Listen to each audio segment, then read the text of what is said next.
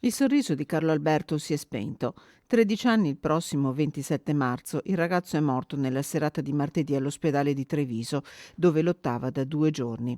Stava correndo domenica mattina a Vittorio Veneto quando il suo cuore si è fermato e lui è crollato a terra.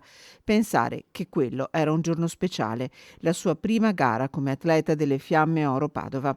Così ricorda quella gioia la sua allenatrice Rosanna Martin. Era un'emozione sicuramente per tutti, era veramente la prima gara dell'anno. Era bello, insomma, un bel momento. Ai ragazzi l'emozione si vedeva sicuramente.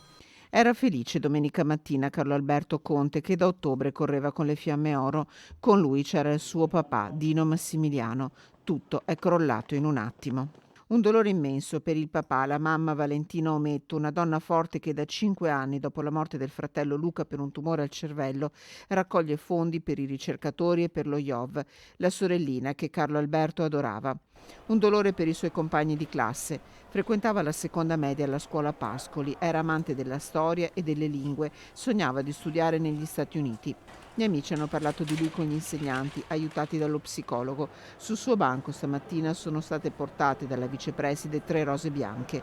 Una famiglia unita, quella di Carlo Alberto, a cui Rosanna Martin dice grazie. Hanno un esempio fantastico in questi giorni. Il papà è di una forza veramente fuori dal normale.